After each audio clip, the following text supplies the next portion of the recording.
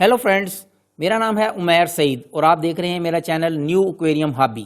आज मैं बात करूंगा कि एक्वेरियम वाटर क्रिस्टल क्लियर कैसे रखेंगे। जैसे मेरे टैंक नज़र आ रहा है, अगर मैं इसको थोड़ा सा क्लोज व्यू करूं कि मेरे एयर बबल्स ना नजर आए, या हम सेंटर में अगर करें तो ये ऐसे लग रहा है जैसे इसमें वाटर नहीं है, इतना क्रिस्टल क्लियर नज़र आ रहा है हमें। फर्स्ट स्टेप, अगर आपके पास इंटरनल फिल्टर है, जिस तरह हम पावर एड फिल्टर टैंक के इनसाइड लगा देते हैं, तो उससे आपका टैंक कभी भी क्रिस्टल क्लियर नहीं होगा, क्योंकि उसमें वेस्ट इनसाइड टैंक रहता है, वो 100% क्रिस्टल क्लियर नहीं होने देगा, थोड़ा बहुत वाटर क्लाउडी रहेगा। इसलिए फर्स्ट पॉइंट, अगर आपने क्रिस्टल क्लियर टैंक रखना है तो फिल्टर आउटसाइड होना चाहिए। उसमें टॉप फिल्टर भी हो सकता है, सम फिल्टर भी हो सकता है। अगर आप सम फिल्टर बनाएंगे तो ज़्यादा बेस्ट रहेगा, क्योंकि उसमें आपके पास स्पेस काफ़ी होती है, उसमें आप और चीज़ें भी रख सकते हैं, उसके काफ़ी सारे बेनिफिट्स हैं। नेट पे और स्टडी की जा सकती है, नेट पे देखा जा सकता है, मैं भी उस पर डिस्कस नहीं कर रहा। मेरे पास इंटरनल सम फिल्टर है, इस साइड पे मैंने ये बनाया हुआ है। टोटल मेरा ये टैंक 90 गैलन का है, जिसमें 10 गैलन का मेरा ये इंटरनल सम फिल्टर है और 80 गैलन मेरे पास वाटर है, ये जो सामने हमें नज़र आ रहा है। और इसमें ये 100 ग्लो टेट्रा फिशेज हैं। अब अगर मैं यहाँ पे व्यू करवाऊँ सम फिल्टर का, तो इस साइड हम देखते हैं क्विकली, ये मेरा इंटरनल सम फिल्टर है। इसमें फर्स्ट पार्टीशन में मैकेनिकल मीडिया, और फिर सेंटर में ये बायो मीडिया, और लास्ट में रिटर्न पंप। सम फिल्टर का यही बेनिफिट है कि आप इसमें मैक्सिमम चीज़ें रख सकते हैं। अगर आपका डाउन साइड सम फिल्टर होगा तो उसमें और ज़्यादा स्पेस होने की वजह से आप और ज़्यादा चीज़ें उसमें रखेंगे। मेरे पास साइड पे थोड़ी स्पेस है, इंटरनल सम फिल्टर में इतनी ज़्यादा स्पेस नहीं होती, लेकिन फिर भी मैंने हीटर, बायोबॉल्स, मैक्सिमम जो चीज़ें मैं इसमें रख सकता हूँ वो मैंने यहाँ रखी हैं। और मैंने उनको टैंक में नहीं रखा क्योंकि उससे थोड़ा सा व्यू अच्छा नहीं लगता। रखी भी जा सकती है हीटर वगैरह, यहाँ पर भी आप रख सकते हैं, लेकिन अगर बेस्ट रहेगा अगर आपके पास फिल्टर में अगर स्पेस हो तो आप यहाँ पर रख दें। और लास्ट में मेरे पास ये सम फिल्टर का रिटर्न पंप है, NS803 35 वाट का पंप है। ये सबसे इंपॉर्टेंट पॉइंट है। उसकी रीज़न ये है कि अगर हम नेट पर स्टडी करें, जो मैंने स्टडी किया और जो मेरी थ्योरी है और एज पर एक्सपीरियंस जो मेरा हो चुका है, टैंक साइज से मिनिमम 6 टाइम्स ग्रेटर होना चाहिए वाटर का फ्लो। अब ये 90 गैलन का टैंक है, तो 6 टाइम्स अगर हम करें तो 540 gallon per hour water flow होना चाहिए आपके फिल्टर सिस्टम का। अब ये NS803 35 वाट का पंप है, इसका 2000 लीटर वाटर फ्लो है। इसमें प्लस माइनस हो सकता है, मे बी समटाइम्स जो रिटर्न होता है उतना ना हो, लेकिन उससे अगर आप बड़ा यूज़ कर लें तो ज़्यादा बेस्ट रिजल्ट होंगे। मेरे पास यहाँ पे 2000 लीटर पर आवर रिटर्न है, उस वजह से मैक्सिमम आपका वाटर क्रिस्टल क्लियर होगा, क्योंकि वो फिल्टर में से गुजर के आएगा।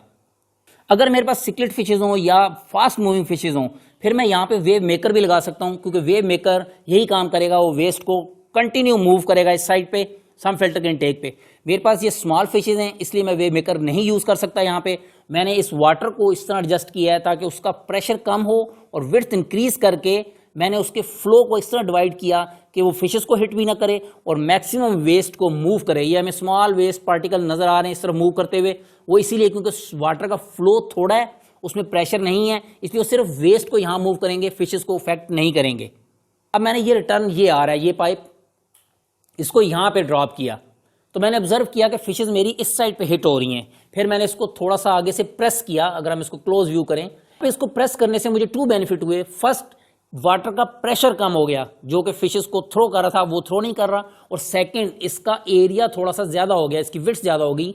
अगर मैं इस साइड से दिखाऊंगा तो ये अगर हम देखें तो इस साइड पे मेरा जो टैंक की विड्थ है ये वाली, ये 18 इंच है, और अगर मैं इसकी विड्थ को प्रेस नहीं करता तो मेरा सिर्फ वाटर का फ्लो इस साइड रहेगा और इस साइड पे मेरे वेस्ट रहेगा। इसलिए मैंने इसको थोड़ा सा प्रेस किया और इसकी विड्थ को इस तरफ इंक्रीज किया ताकि वाटर का फ्लो इस तरह विड्थ में इंक्रीज हो। और अगर हम फिर यहाँ पे देखें तो मैक्सिमम क्लीन नजर आ रहा है हमें यहाँ पे। और फिर इस साइड पे कॉर्नर में यहाँ पे थोड़ा सा वेस्ट स्टे कर रहा था, क्योंकि इसका फ्लो इस साइड पे है वाटर का। और फिर मैंने ये पंप लिया RS3002, ये 18 वाट का पंप है, स्मॉल पंप है, इसको मैंने यहाँ पे फिट किया। और इसके ऊपर भी सेम स्टेप किया। अगर मैं इसको फ्रंट से दिखाऊं, इसके आगे मैंने प्लास्टिक का पाइप लगाया और उसको प्रेस किया, प्रेस करके उसकी विड्थ इंक्रीज की ताकि ये मैक्सिमम विड्थ वाइज वाटर को थ्रो करें यहाँ पे।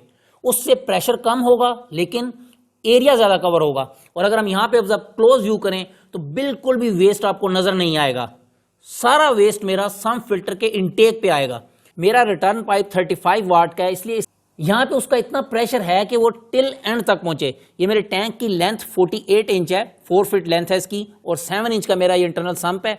इट मीन्स कि यहाँ पे 41 इंच लेंथ बनती है ये मेरे पूरे टैंक की, और हाइट जो है वो 24 इंच है और इस टाइम 22 इंच तक वाटर है इसमें, इसलिए ये टोटल 80 गैलन वाटर बनता है।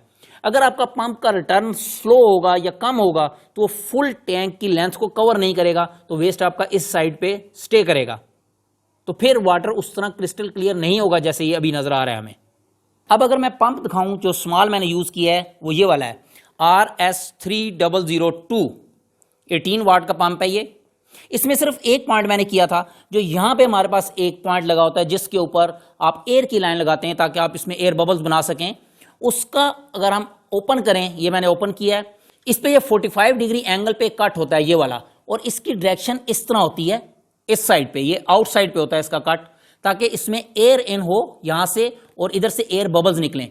अगर मैं इसको निकाल के इस 45 डिग्री के कट को दूसरी साइड पे कर दूंगा, इस साइड पे, तो फिर मेरा वाटर यहां से आउट होगा, इधर से वाटर का फ्लो आउट आने लग जाएगा।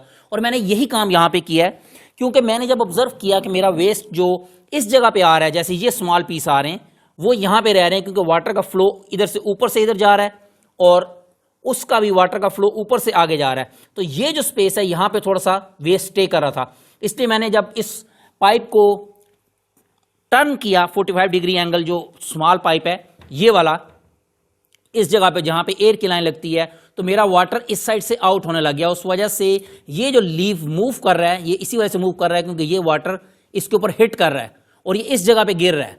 इस वजह से यहां पे मेरा कोई भी वेस्ट स्टे नहीं करेगा, वो भी यहां से मूव करके यहां आएगा। जैसे ही वो यहां आएगा तो मेन वाटर का फ्लो उसको हिट करेगा और मूव कर देगा आगे सम फिल्टर के इनटेक पे। तो ये पॉइंट भी कंसिडर किया जा सकता है कि अगर कोई भी मेरा दोस्त इस तरह लगाना चाहे तो वाटर के फ्लो को इस तरह एडजस्ट करें कि आपका मैक्सिमम वेस्ट सम फिल्टर या कोई भी फिल्टर सिस्टम आपका लगा हुआ है उसके इनटेक पे जाए, फिर आपका टैंक बिल्कुल बॉटम से क्लीन होगा और फिर वाटर भी क्रिस्टल क्लियर होगा। और सेकंड अगर मैं दिखाऊं, जो मेरे पास मेन पंप लगा हुआ है सम फिल्टर में, वो ये वाला है NSF803, 35 वाट का पंप है। ये पंप विद कार्टेज होता है, अगर आप इसकी कार्टेज भी लेंगे साथ तो फिर ये NSF803 होगा। अगर मैं इसकी कार्टेज ना लूं तो फिर ये सिर्फ NS803 होगा, उसके साथ फिल्टर कार्टेज नहीं होंगी। और यहाँ पे मेरे पास यही लगा हुआ है, ये वाला NS803 35 वाट का। ये मेरे पास 2 इसलिए लगे हुए हैं क्योंकि मेरा अप वाला इस एक्वेरियम चिलर के लिए लगा हुआ है, ये भी मैंने खुद ही बनाया था। समर में मेरे एरिया में काफ़ी हॉट समर होता है, नियर अबाउट 50 डिग्री के अराउंड होता है आउटसाइड, इसलिए मैंने यहाँ पे ये चिलर बनाया। इस टाइम ये चिलर ऑफ है, इसकी ये पावर केबल ओपन है और हीटर कनेक्ट है क्योंकि विंटर स्टार्ट हो चुका है, लेकिन ये स्टिल कनेक्टेड है। इसके अंदर से वाटर का फ्लो मैं करवाता रहता हूँ ताकि वाटर स्मेल ना दे जो इसके ऑपरेटर बॉक्स के अंदर वाटर है। अब ये मैंने एक दफ़ा सेटअप बना लिया, इसमें इंटरनल सम फिल्टर प्रॉपर वर्किंग कर रहा है। ये वाटर का रिटर्न फ्लो मैंने प्रॉपर एडजस्ट कर लिया है। ये एक स्मॉल पंप भी लगा दिया है RS3002, इससे अगर थोड़ा स्मॉल हो या इसमें थोड़ा सा बड़ा हो, ये एज पर सिचुएशन एडजस्ट किया जा सकता है। और अब मुझे इसका प्लस पॉइंट क्या है कि वाटर मेरा क्रिस्टल क्लियर रहता है हमेशा। मैं 1 मंथ के बाद भी वाटर अगर चेंज करूं 30% या 40%, तो वाटर मेरा ऐसा ही होगा। अभी इसको 25 या 28 डेज हो चुके हैं, मैंने वाटर भी चेंज नहीं किया और वैक्यूम तो मैंने कभी भी नहीं किया क्योंकि सैंड के ऊपर वैक्यूम नहीं करना पड़ता और सैंड की हाइट ज़्यादा नहीं है। अगर आप सैंड की हाइट ज़्यादा करेंगे तो उसमें चांस है कि सैंड में थोड़ी सी वेस्ट जो है वो हाइड हो जाएगी। लेकिन ये सिकलेट फिशेस नहीं है, ये ग्लो टेट्रा है, ये सैंड को डिग नहीं करती सिकलेट या गोल्ड फिश की तरह, इसलिए ये सैंड ऐसे ही रहेगी जैसे ये है। तो इसमें हाइड नहीं होगा वेस्ट और उसमें गैसेस प्रोड्यूस होने के चांस नहीं है। तो मैंने कभी वैक्यूम नहीं किया। इट मीन्स कि ये मेंटेनेंस फ्री टैंक हुआ। 1 मंथ या 40 डेज़ के बाद अगर मैं 40% वाटर चेंज करता हूँ तो थैंक्स गॉड ये मेंटेनेंस फ्री टैंक हो गया और कोई प्रॉब्लम नहीं है। नाइट्रेट के लेवल के लिए मेरे पास ये लावा रॉक लगे हुए हैं, ये ब्लैक कलर के। अगर आपके पास लावा रॉक नहीं होंगे तो मे बी वाटर आपको क्रिस्टल क्लियर तो हो, लेकिन उसमें नाइट्रेट का लेवल हाई होने की वजह से स्मेल आएगी और हमें वाटर चेंज करना पड़ेगा। लेकिन यहाँ पे मेरे पास लावा रॉक भी हैं, इस वजह से मुझे स्मेल भी नहीं आती वाटर में और मैं वाटर 35 डेज़ के बाद 40% चेंज करता हूँ। यहाँ पर 2 पॉइंट मैंने ऑब्जर्व किए। फर्स्ट पॉइंट, ये जो वाटर ड्रॉप हो रहा है इस पाइप से और इस पाइप से, इसका यहाँ पे जो फ्लो है वो इतना ज़्यादा है एटलीस्ट कि वो सैंड को फ्लाई करे। इस वजह से सैंड यहाँ से रिमूव हो रही थी। यहाँ पे मैंने फिर ये मार्बल ग्रेवल डाल दिए, लेकिन इनमें वेस्ट स्टक नहीं करेगा क्योंकि ये बहुत थोड़े, एक पॉइंट। और दूसरा, वाटर का फ्लो इस जगह इतना तेज़ है कि वो यहाँ पे वेस्ट को बिल्कुल भी स्टे होने नहीं देता। सेकंड, यहाँ पे मुझसे एक और मिस्टेक हुई थी। मैंने ये स्मॉल पंप लगाया था RS3002 क्योंकि मेरी थिंकिंग थी कि कम फ्लो है इसका और कोई फिशेस के लिए डेंजरस नहीं होगा, और इसका जो इनटेक है वो मैंने ओपन छोड़ दिया। अगर हम यहाँ पे देखें, क्योंकि मेरी थिंकिंग थी कि पंप की सेक्शन थोड़ी है, क्योंकि पंप स्मॉल है, इसलिए यहाँ पे इसको ओपन भी छोड़ दें तो कोई इशू नहीं होगा। लेकिन ये मेरी मिस्टेक थी, क्योंकि मेरे पास ये स्मॉल फिशेज हैं। अगर ये फास्ट फिशेज होती, सिकलेट या कोई बड़ी फिशेज होती, फिर कोई इशू नहीं था। लेकिन ये ग्लो टेट्रा एक तो स्लो स्विमर है, दूसरा साइज में बहुत छोटी है। टुडे अनफॉर्चुनेटली एक फिश मेरी यहाँ आई होगी और पंप की सेक्शन में वो स्टक कर गई और डेड हो गई, और फिर मैंने ये कवर यहाँ पे कनेक्ट किया ताकि कोई भी फिश यहाँ पे पंप की सेक्शन पे स्टक ना करे और फिर डेड ना हो। ये आप कोई भी power head pump separate purchase करेंगे तो उसके साथ इस तरह का एक स्पेयर मिल जाएगा।